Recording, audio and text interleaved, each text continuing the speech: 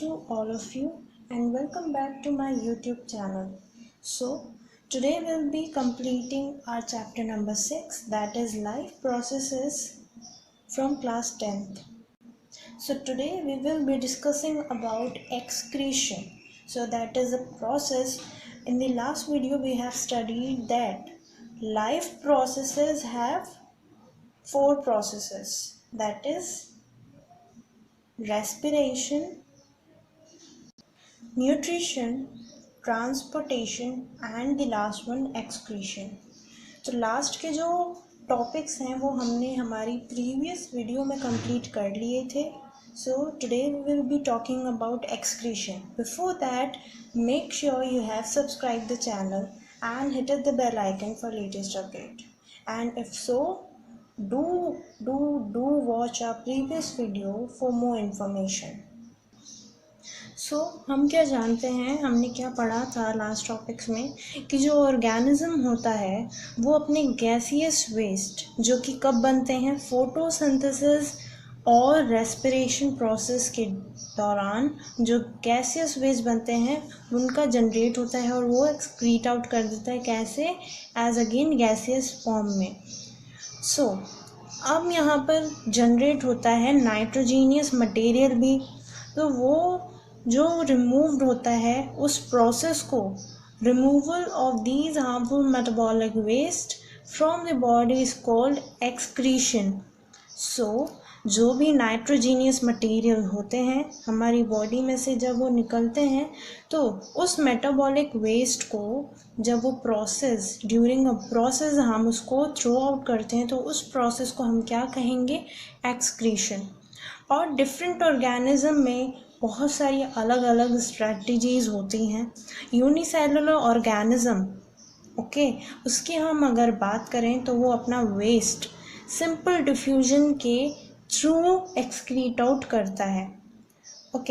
अब वहीं अगर कॉम्प्लेक्स मल्टी सेलुलर ऑर्गेनिज्म की बात करें तो उसके पास क्या होते हैं, स्पेशलाइज्ड ऑर्गन्स होते हैं वही फंक्शन को परफॉर्म करने के लिए। Excretion in human beings. तो जो एक्सक्रीटरी सिस्टम होता है ह्यूमन बींग्स का वो क्या क्या इंक्लूड करता है, अ पेयर ऑफ किडनीज, ठीक है, a pair of uterus, a urinary bladder and a urethra. So this consists a excretory system in human being. Kidneys are located at the abdomen, one on either side of the backbone. एक left में होगी एक right में होगी और कहाँ पर होगी, बैकबोन के साइड में। नेक्स्ट जो यूरिन प्रोड्यूस होता है वो कैसे होता है, किडनी के थ्रू वो कहाँ जाता है, यूरेटर में, इन यूरेटर्स में जाएगा। उसके बाद में कहाँ जाएगा, यूरिनरी ब्लैडर के अंदर, वहाँ पर ये स्टोर होके रहता है and then it is released through urethra. तो अब ये यूरिन का फॉर्मेशन होता क्यों है, तो ये इसलिए होता है ताकि जो वेस्ट प्रोडक्ट ब्लड के अंदर बने हैं जैसे कि CO2 जो कि रिमूव्ड हो जाता है लंग्स के थ्रू, वहीं नाइट्रोजनस वेस्ट होते हैं जैसे कि यूरिया, यूरिक एसिड, ये सब रिमूव्ड होते हैं ब्लड में से, किसके हेल्प से, किडनीज के हेल्प से। It is then no surprise that the basic filtration unit is the kidneys. Like in the lungs is a cluster of very thin walled blood capillaries. Each capillary cluster in the kidney is associated with the cup-shaped end of a coiled tube called Bowman's capsule. तो यहाँ पर जो basic filtration unit होती है kidney की वो क्या होती है, नेफ्रॉन्स। क्या होगी, नेफ्रॉन्स। जो बेसिक यूनिट होती है हमने देखी क्या होती है किडनी की, नेफ्रॉन। अब इसका जो स्ट्रक्चर होता है वो कैसा होता है, तो जो कैपिलरी है, कैपिलरी क्लस्टर किडनी के अंदर वो कैसे एसोसिएट करता है, एज अ कप शेप्ड, और उसको क्या कहते हैं हम, बोमन्स कैप्सूल। यहाँ पर हम फिगर में देखेंगे ये क्या है, बोमन्स कैप्सूल, जो कि क्या कलेक्ट करता है, फिल्ट्रेट ओके अब जो ईच किडनी होती है उसके पास में बहुत सारे नंबर्स होते हैं फिल्ट्रेशन के यूनिट के, जिसके नेफ्रॉन्स हम बोलते हैं, जो कि एक दूसरे के बहुत पास पास पैक्ड होते हैं. Okay some substances in the initial filtrate such as glucose, amino acid salts and a major compound amount of water are selectively reabsorbed as the urine flows along the tube. अब यहाँ से क्या flow होगा, glucose, amino acid, salts और बहुत सारे other components flow होंगे ताकि उनका अच्छे से एब्जॉर्प्शन हो सके, जो कि मेजर अमाउंट है वाटर का. ठीक है, सेलेक्टिवली रीएब्जॉर्ब क्यों करता है, ताकि उसके अंदर से जितनी भी न्यूट्रिशन जो भी बचा कुचा है सब एब्जॉर्ब हो जाए और जो नाइट्रोजनियस वेस्ट है वो कंसनट्रेटेड फॉर्म में आके उसको हम एक्सक्रीट आउट कर दें. अब जो एक्सेस वाटर होता है बॉडी का वो डिसाइड करता है कि कितना एक्सक्रीशन होगा. जैसे अगर बॉडी के अंदर बहुत ज़्यादा वाटर है तो वो इतना एब्जॉर्ब नहीं कर पाएगा. वहीं अगर लेस वाटर है तो वहाँ पर ये जो प्रोसेस है कहीं ना कहीं हमको दिक्कत देगी. That's why we say we should drink a lot of water. अब यूरिन का फॉर्मेशन होता है कहाँ पर, हर एक किडनी में.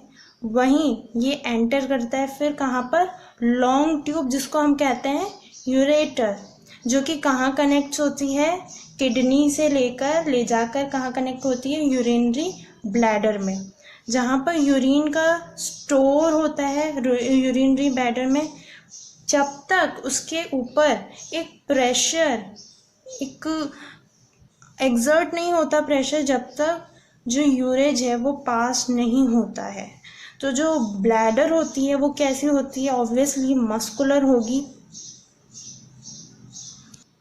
सो ये किसके अंडर में आ जाती है, नर्वस कंट्रोल के under. That's why we usually control the urge to urinate. So जो किडनी है एज वो एक्सक्रीशन का बहुत ही असेंशियल रोल प्ले करती है, तो हम कहते हैं उसको कि वो बहुत ही ज़्यादा नेसेसरी है हमारे सर्वाइवल के लिए. तो कुछ फैक्टर्स कभी ऐसे आ जाते हैं जैसे कि किडनी के अंदर इन्फेक्शन हो जाता है, इंजरी हो जाती है, या फिर जो ब्लड फ्लो होता है किडनी के अंदर वो कम हो जाता है, जिसकी वजह से बहुत सारे जो पॉइजनस वेस्ट मटेरियल हैं बॉडी के अंदर वो अक्यूमुलेट हो जाते हैं, जो कि lead to death. They can make a person death. तो ये किडनी फेलियर से बचने के लिए कुछ हद तक आर्टिफिशियल किडनीज़ का हम यूज़ करते हैं. और आर्टिफिशियल किडनी ये डिवाइस होता है जो कि नाइट्रोजीनियस वेस्ट प्रोडक्ट्स जो होते हैं हमारे ब्लड के अंदर उनको निकालते हैं, किसके थ्रू, डायलिसिस के थ्रू.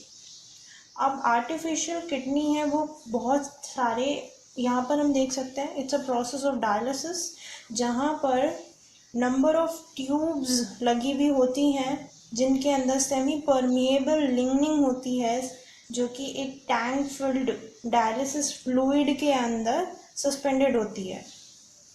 सो ये जो डायलिसिस सॉल्यूशन होता है इसका जो ऑस्मोटिक प्रेशर है वो ब्लड के ऑस्मोटिक प्रेशर से बिल्कुल सेम होता है. तो अब यहाँ पर क्या होता है कि ब्लड फ्लो करता है टू दी डायलिसिस सॉल्यूशन. तो वहाँ पर जितने भी नाइट्रोजनस वेस्ट मटेरियल्स होते हैं वो उसको क्या कर देता है, सेपरेट आउट कर देता है, और जो प्योर ब्लड होता है वो वापस से बॉडी के अंदर चला जाता है. अब ये जो पैसेज के ड्यूरिंग है जो वेस्ट प्रोडक्ट जितने भी होते हैं वो किसके थ्रू, डिफ्यूजन के थ्रू बाहर आते हैं. ठीक है, और प्योर ब्लड जो होता है वो पम्प वापस से अंदर पेशेंट के अंदर किया जाता है. This is similar to the function of the kidney, but it is difference is there is no absorption involve. ये कुछ इस तरह से डिफरेंट है क्योंकि किडनी में तो बार बार रीएब्जॉर्प्शन होता था जिससे उसके सारे न्यूट्रिएंट्स एब्जॉर्ब हो जाते थे, पर यहाँ पर क्या हो रहा है, न्यूट्रिएंट्स एब्जॉर्ब नहीं कर पा रही है बॉडी। तो नॉर्मली जो हेल्दी एडल्ट होता है उसकी जो इनिशियल फिल्ट्रेट होती है किडनी की वो क्या होती है 180 लीटर्स। क्या होती है 180 litres, that is of daily. वही अगर वॉल्यूम एक्चुअली एक्सक्रीट आउट करता है वो करता है 1 लीटर या 2 litre a day, because the remaining filtrate is reabsorbed in the kidney tubules। पर यहाँ पर डायलिसिस के हीमोडायलिसिस जैसे हम कहते हैं, क्यों हीमो मतलब ब्लड एंड डायलिसिस मतलब a process where nitrogenous waste is separated out from the blood and again the blood, pure blood is flown to the body। अब बात करते हैं एक्सक्रीशन इन प्लांट्स। प्लांट के अंदर कैसे यूजुअली एक्सक्रीशन होता है, इसके लिए भी बहुत सारी डिफरेंट स्ट्रैटेजीज होती हैं इनके अंदर, जैसे कि एनिमल्स में होती थी।